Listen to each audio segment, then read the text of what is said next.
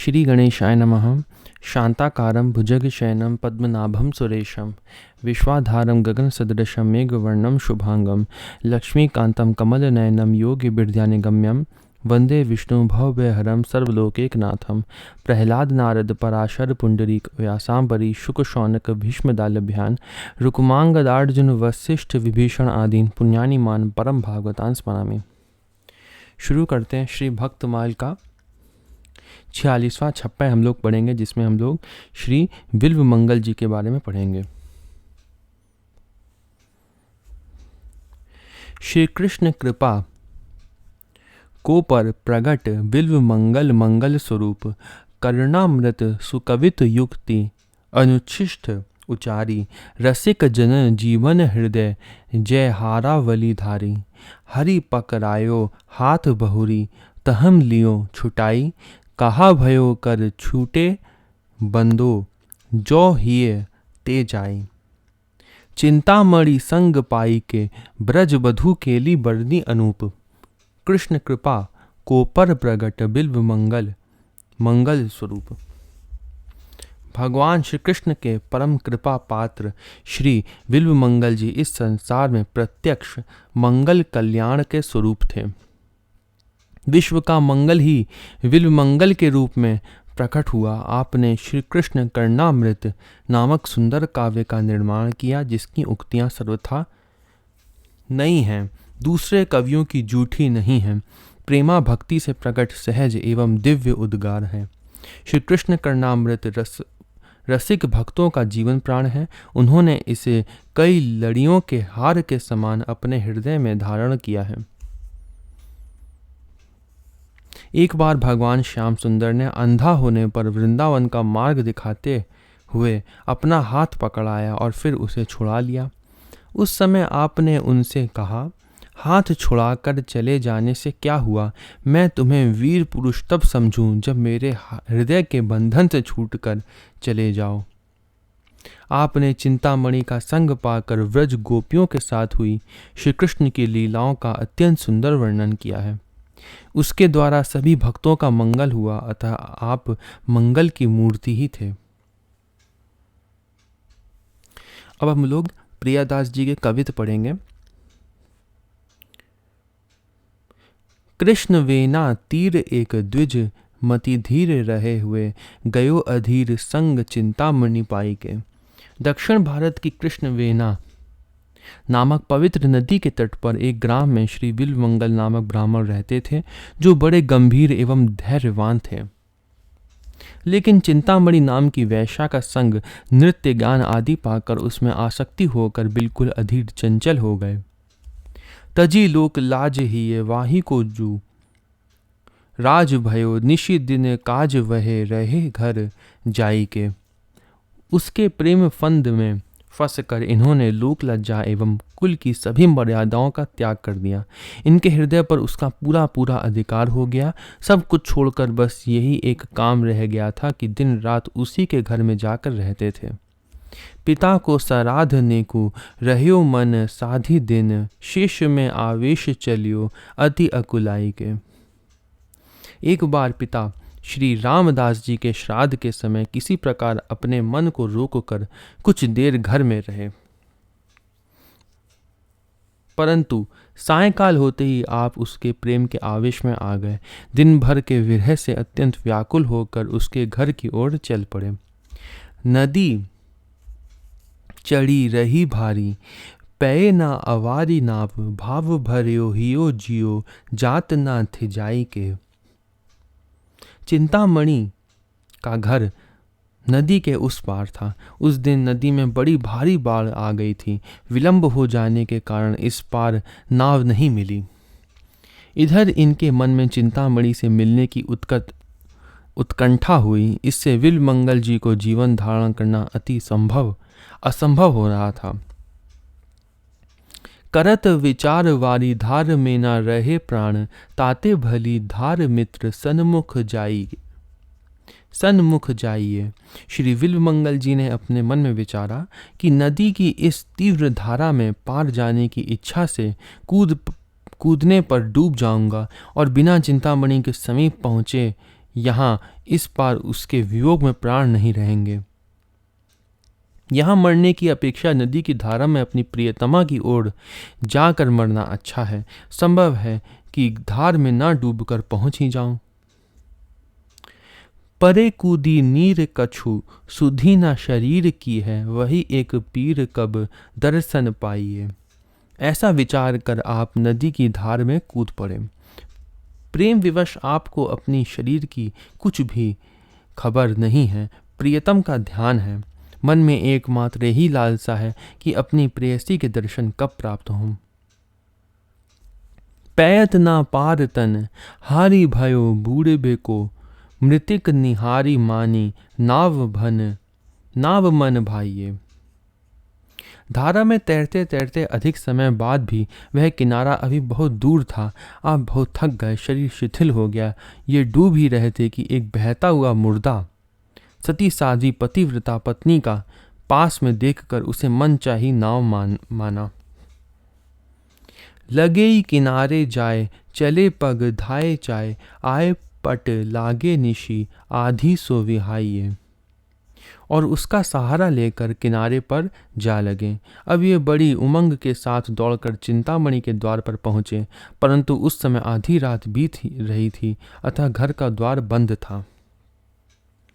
अजगर घूमी झूमी भूमि को परस कियो, लियोई सहारो चढ़ियो छात पर जाए के।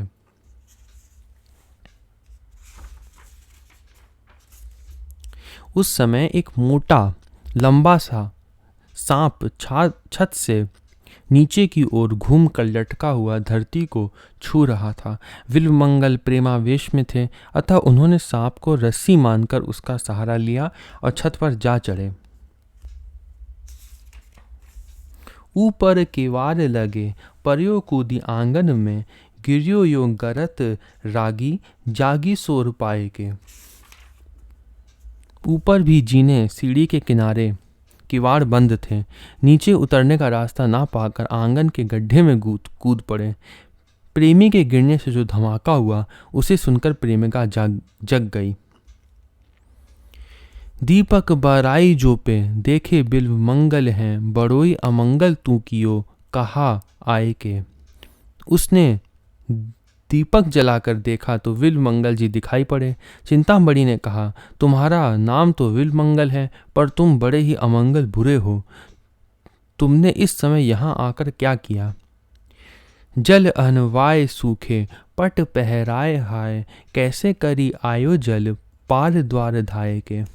विल्वमंगल का शरीर कीच से सना था, अतः उन्हें जल से स्नान करवाकर उन्हें सूखे वस्त्र पहनाए। पश्चात शोक करती हुई बोली, अब तुम यह तो बताओ कि तुमने नदी को कैसे पार किया और कैसे छत पर चढ़े। नौका पठवाई द्वार लाव लट काई देखी, मेरे मन भाई में तो तबे लई जानी के। कैसे आए, इसका उत्तर देते हुए विल्वमंगल जी ने कहा, नदी पार करने के लिए तुमने ही तो नाव भेजी और छत पर चढ़ने के लिए रस्सी लटकाई। यह देखकर मेरा मन अति प्रसन्न हुआ और तभी मैंने जान लिया कि तुम्हारा मुझ पर कितना अधिक प्रेम है। फिर आप क्यों पूछती हो कि कैसे आए? चलो देखो अहो, यह कहा धो प्रलाप करे, देखियो विषधर महा खीजी अपमानी के। यह सुनकर चिंतामणि ने मन में सोचा कि अरे ये कैसी मिथ्या बात कर रहे हैं, चल कर देखूं। जाकर उसने देखा कि रस्सी के स्थान पर महाविषधर सर्प लटक रहा है। तब वह विल्वमंगल का अपमान करती हुई खींच कर बोली, जैसो मन मेरे हाड़, चाम सो लगायो तैसो, श्याम सो लगावो तो पे, जानिए सयानी के। तुमने जिस प्रकार अपना मन मेरे हाड़ मांस के शरीर में लगाया, उस प्रकार यदि भगवान श्याम सुंदर से लगाते तब तो तुम्हें बड़ा चतुर जानती। नश्वर वस्तु से मोह दोनों लोक में दुखदायक है। मैं तो भय भोर भजो युगल किशोर अब, तेरी तू ही जाने चाहूँ करो मन मानी के। अतः मैं तो प्रातःकाल होते ही अब केवल युगल किशोर राधा कृष्ण का भजन करूँगी। तुम क्या करोगे उसे तुम जानो। यदि तुम्हारी इच्छा हो तो तुम भी मेरी बात मानकर प्रभु का भजन करो। बिल्कुल जैसा इसमें हम लोग ने विल्वमंगल जी के बारे में पढ़ा, ऐसा ही तुलसीदास जी की कथा में भी हमको सुनने में मिलता है। आगे पढ़ते हैं, लिखा है, खुली गई आंखें अभिलाषे रूप माधुरी को, चाखे रस रंगो उमंग अंग न्यारिये। चिंतामणि की इस उपदेश भरी फटकार से श्री विल्वमंगल जी के हृदय के नेत्र खुल गए। विवेक का उदय हो गया और वह नश्वर रूप के बजाय अविनाशी श्री कृष्ण के सौंदर्य माधुर्य के आस्वादन की अभिलाषा करने लगे। उनके हृदय में विलक्षण प्रेमानंद का अनुभव होने लगा और अंग अंग में अद्भुत एवं अपार उत्साह भर गया।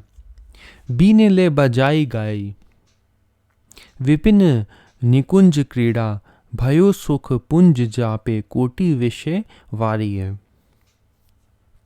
दोनों के जीवन में परिवर्तन हो गया। चिंतामणि ने अपनी वीणा ली और विल्वमंगल ने मृदंग संभाला। दोनों श्री वृंदावन की कुंजों में की गई श्री राधा कृष्ण की मधुर लीला का गान करने लगे। उसमें तन्मय हो जाने से दोनों को अपार आनंद हुआ, जिस पर करोड़ों सांसारिक भोग विषय सुख न्योछावर किए जा सकते हैं। बीती गई राति प्रात, चले आप को जूं, हिये वही आप दृग नीरी भरी डारिये। इस प्रकार प्रेम से ही हरि गुण गाते हुए जब सारी रात बीत गई, तब प्रातःकाल अपने पूर्व निश्चय के अनुसार श्री विल्वमंगल जी गुरु आश्रम की ओर एवं चिंतामणि हरिद्वार की ओर राह अपनाई, अर्थात साधना आरंभ कर दी। दोनों के हृदय में वही भगवत ध्यान और नाम जप था। उनके नेत्रों से प्रेम के आंसुओं की धारा बह रही थी। सोमगिरी नाम अभिराम गुरु कियो आनी, सके को बखानी लाल भुवन निहारिये। श्री विल्वमंगल जी ने परम प्रेमी सोमगिरी नामक संत को गुरु बनाया, उनसे दीक्षा ली। उनके प्रेम भाव का वर्णन कौन कर सकता है। आप संपूर्ण संसार में श्री कृष्ण को देखते थे। उनकी दृष्टि में संसार प्रेम रंग में रंगा था। रहे सो बरस रस सागर मगन भय, नए नए चोज के श्लोक पढ़ी जीजिए। श्री विल्वमंगल जी 1 वर्ष तक गुरुदेव की सेवा में रहकर प्रेम रस के समुद्र में गोते लगाते रहे। नित्य नित्य नए नए भक्ति रस में काव्यों का अध्ययन करते थे और भावपूर्ण नवीन श्लोकों की रचना भी करते थे। उससे श्री वृंदावन के दर्शन की लालसा जग गई और आप मन ही मन विचारने लगे कि चले वृंदावन मन कहे, कब देखो जाए आए मग माझ एक ठौर मती भीजिए। वह दिन कब आएगा जब मैं श्री वृंदावन धाम का दर्शन करूँगा। आप चल पड़े और चलते चलते मार्ग में एक स्थान पर आपका मन रम गया। रमणीक सरोवर था, वहाँ आप विराजे। प्रेम में विभोर होने के कारण दूसरे की ओर देखते भी न थे। परियो बड़ो सोर द्रग गोर के, ना चाहे काहू तहाँ सर तियान हाथी, देखी आंखें रीझिए। इनकी इस प्रेमावस्था का हल्ला गांव भर में मच गया। कुछ समय बाद सरोवर में स्नान करती हुई एक स्त्री को देखकर देववश इनकी आंखें रीझ गई। लगे वाके पाछे काछे, कांचे की न सुधी कछु, गई घर आछे रहे द्वार तन छीजिए। जब वह स्नान करके घर को चली तो आसक्तिवश आप भी उसके पीछे लग गए। उस समय आपको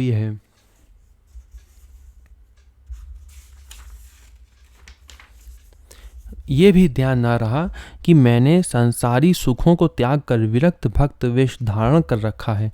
लोग मुझे देखकर क्या कहेंगे। वह अपने घर के भीतर चली गई। आप द्वार पर खड़े रह गए। आसक्तिवश हृदय जल रहा था, शरीर क्षीण हो रहा था। आयो वाको पति द्वारे, देखे भागवत ठाड़े बड़े, भागवत पूछी वधु सो जनाइए। बाहर से स्त्री का पति आया तो उसने देखा कि द्वार पर वैष्णव संत खड़े हैं।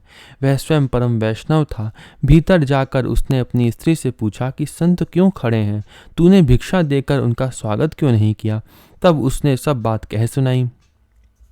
कही जू पधारो पाव धारो धारो ग्रह पावन को, पावन पखारो जल ढारो शीस भाइये। इसने बाहर जाकर सत्कार पूर्वक श्री विल्वंगल जी से कहा कि आप भीतर पधारिए, मेरा घर पवित्र करने के लिए अपने श्री चरणों को उसमें रखिए। मैं आपके श्री चरणों को प्रक्षालन करके चरणामृत को सिर पर चढ़ाऊं, यही मुझे अभीष्ट है। चले भौन मांझ मन आरती मिटाएबे को, गायबे को जोई रीति सोई के बताइए। श्री विल्वंगल जी अपने मन की व्यथा को मिटाने के लिए उसके घर में गए। अपने सर्वस्व द्वारा श्री वैष्णव सेवा का कर्तव्य है, यह जो कहने सुनने की प्रथा है उसे उस भक्त ने चरितार्थ करके बता दिया। नारी से कहो हे तू सिंगार करी सेवा कीजिए, लीजिए सुहाग जामे बेगी प्रभु पाइए। स्त्री से कहा कि तुम 16 श्रृंगार से सुसज्जित होकर इनकी सेवा करो, इनको प्रसन्न करके ऐसा सुहाग सौभाग्य प्राप्त करो जिससे शीघ्र ही प्रभु प्राप्ति हो जाए। सेवा कीजिए, इसके लिए क्या लिखा है, संतों में दोष दृष्टि नहीं रखना चाहिए। संत है अनंत गुण, अंत कौन पावे जाको, जाने रतिवंत को रीझे पहचानी के। औगुण न दीठी परे, देखत ही नैन भरे, ढरे पग और उर प्रेम भर आनी के। जो पे घट किया कछु, देखियत इन मांझ करीले, विचारी हरि ही की इच्छा मानी के। बालक सिंगार के निहारी नेहवती माता, देत जो डिठौना करो दीठी डर जानी के। कामी साधु ही कृष्ण कही, लोभ ही वामन जानी, क्रोधी को नरसिंह कही, नहीं भक्ति की हानि। क्या लिखा है, कामी साधु को क्या कहें, कृष्ण कहें, लोभी को वामन कहें, क्रोधी संत को नरसिंह समझें, और इनसे क्या होगा, भक्ति की हानि नहीं होगी। चलिए सिंगार करी थार में प्रसाद लेके, ऊंची चित्र सारी जहां बैठे अनुरागी है। पति देव की आज्ञा के अनुसार वे अच्छी प्रकार से श्रृंगार करके और थाल में भगवान का प्रसाद लेकर वहां पहुंची, जहां ऊपर के सुसज्जित कमरे में परम प्रेमी श्री विल्वंगल जी बैठे थे। जनक मनक जाई, जोरी कर ठाड़ी रही, गही मती देखी देखी, नून वृत्ति भागी है। नूपुर एवं गहनों की मधुर ध्वनि करती हुई उनके आगे हाथ जोड़कर खड़ी हो गई। पतिव्रता को देखकर उसे परम भक्ता जानकर तथा स्वयं अपने विरक्त वेश को देखकर उन्होंने अपनी बुद्धि को स्थिर किया। तब तुच्छ विषय वासना मन से सर्वथा दूर हो गई। कही युग सुई ल्यावो, ल्याई दई लई हाथ, फोरी डारी आंखें अहो बड़ी ये अभागी हैं। फिर मन में पश्चाताप करते हुए आंखों का अपराध मानकर इस भक्ता से बोले, देवी 2 सुइयां ले आओ। वह ले आई। विल्वंगल जी ने सुइयों से अपनी दोनों आंखें फोड़ लीं और कहा, ये बड़ी अभागिनी है। कई पति पास श्वास, भरत ना बोली आवे, बोली दुख पाए परे रागी है। वह बेचारी व्याकुल हो गई, लंबी लंबी श्वासें लेने लगी। उससे बोला नहीं जाता था। अत्यंत दुख पाकर उसने पति से आंख फोड़ने की बात कही। वह भक्त आया और अति व्यथित होकर उनके पैरों में गिर गया।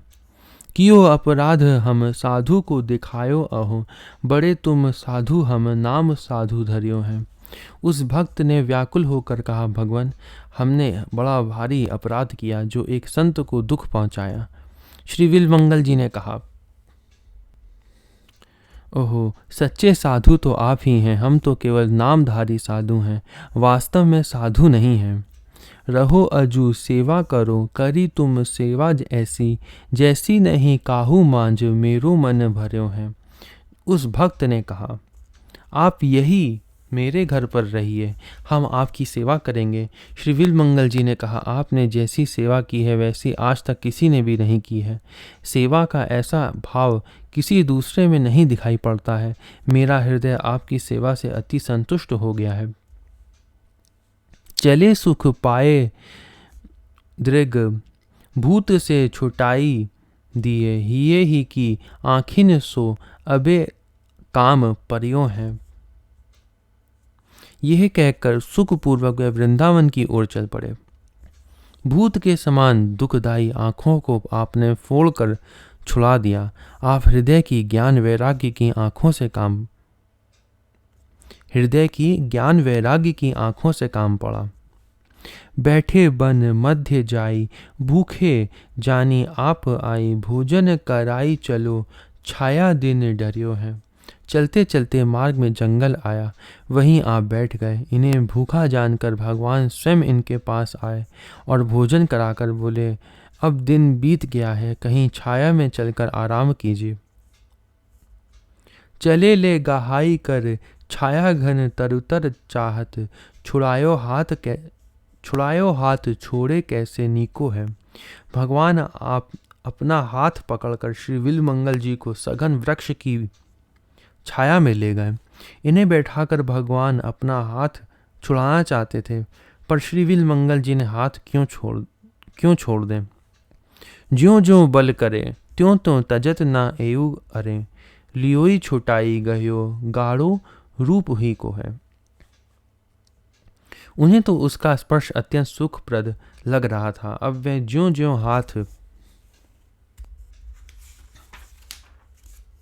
छुड़ाने के लिए जोर से खींचते थे, त्यों त्यों ये भी पकड़ को कड़ी करके नहीं छुड़ाते थे।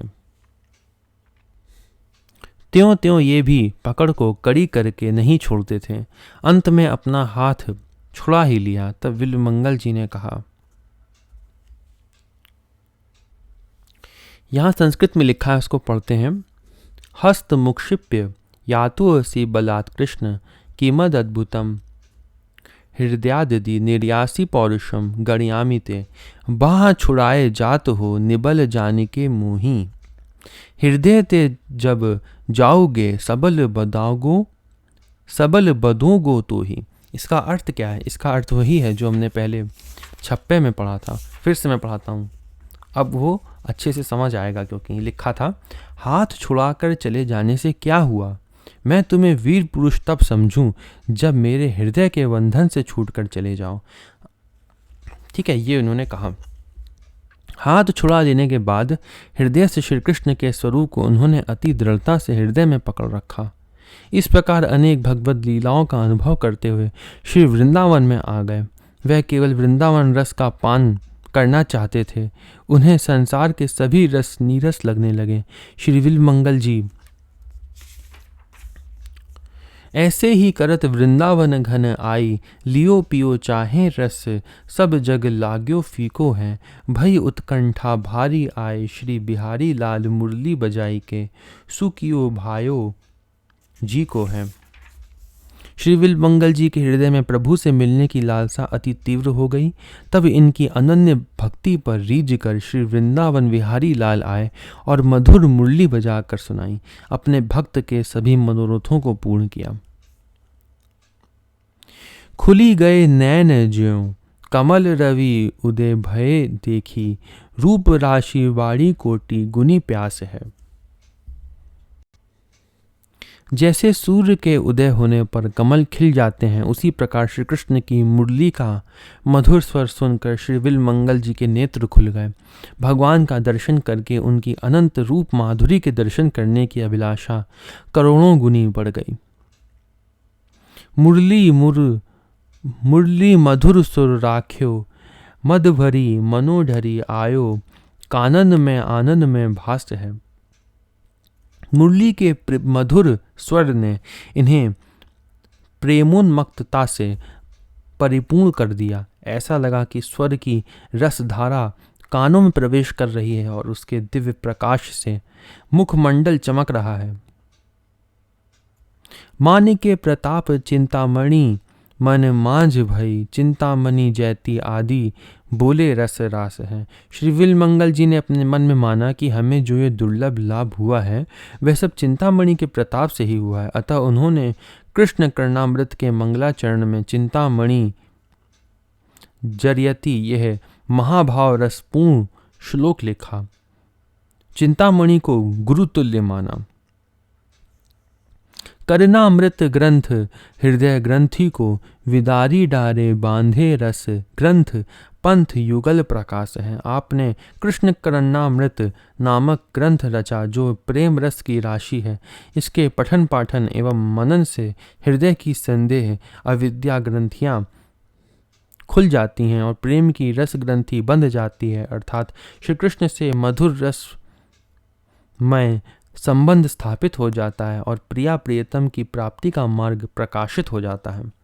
चिंतामणि जयति, इसके लिए लिखा है श्री कृष्ण कर्णामृत के ग्रंथ के मंगलाचरण का श्लोक यहाँ पे दिया है, जिसका अर्थ है, चिंतामणि की जय हो, मेरे दीक्षा गुरु श्री सोमगिरी जी की जय हो, एवं शिक्षा गुरु मोर मुकुटधारी भगवान श्री कृष्ण की जय हो, जिन श्री कृष्ण के चरण कल्पतरु नखर शिखर पर जय श्री राधा लीला स्वयंवर रस का आस्वादन करती हैं। दर्शनोत्कंठा, हे देव हे दैत हे भुवनेक बंधो, हे कृष्ण हे चपल हे करुणेक सिंधो, हे नाथ हे रमण हे नयनाभिराम, हा कदानु भवितास्म पदम दर्शों में। हे कृष्ण, पता नहीं आप कब मेरे दृष्टि पथ में आओगे।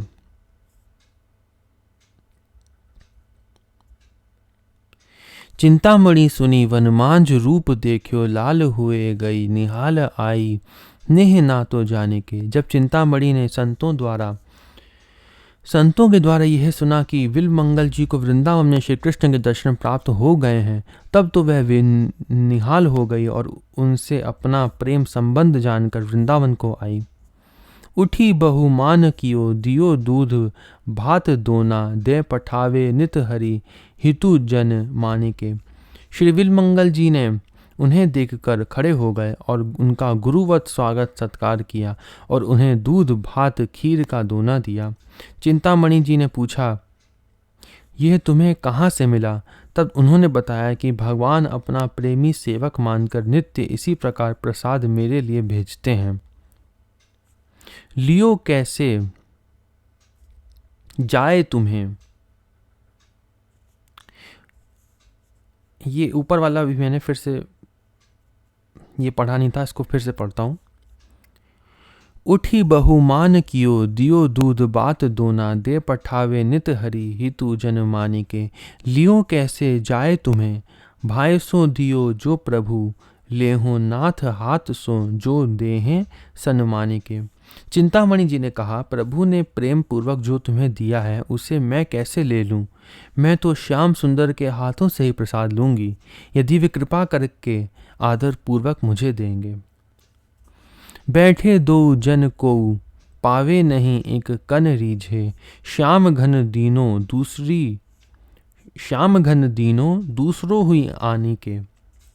ऐसा निश्चय करके दोनों प्रेमी बैठे ही रहे, किसी ने भी कण मात्र भी प्रसाद नहीं पाया।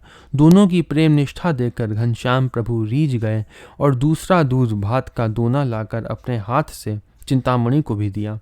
दोनों ने एक साथ श्री राधा कृष्ण का दर्शन करके तब प्रसाद पाया। अब आगे यहाँ पे हमारा कवित्त जो है वो समाप्त होते हैं। हम लोग कुछ विशेष चरित्र पढ़ेंगे जो थोड़ा सा इसमें दिया हुआ है। एक बार श्री विल्वमंगल जी के प्रार्थना करने पर भगवान श्री राम ने धनुष बाण की जगह मुरली एवं क्रीट मुकुट के स्थान पर मोर मुकुट धारण किया। ये श्री कृष्ण कर्णामृत में लिखा है। एक बार एक सन्यासी को संत सेवा के लिए धन की जरूरत थी। आभूषणों से युक्त मृतक राजकुमारी के गड़े हुए शव को उखाड़ना चाहा। इतने में आवाज सुनाई पड़ी कि तुम्हें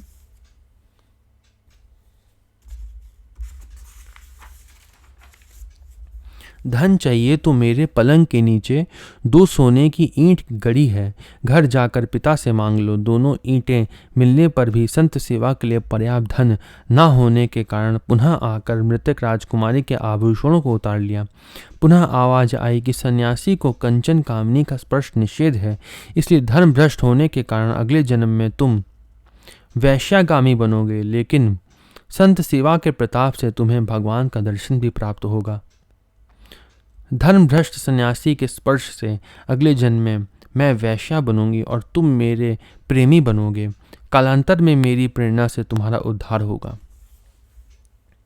तो ये पिछले जन्म की संत की कथा थी, इसलिए विल्वमंगल जी का जन्म हुआ, ऐसा यहाँ पे पढ़ने में आता है। अगली वीडियो में हम लोग श्री विष्णुपुरी जी और श्री ज्ञानदेव जी के बारे में पढ़ेंगे। ओम नमो भगवते वासुदेवाय।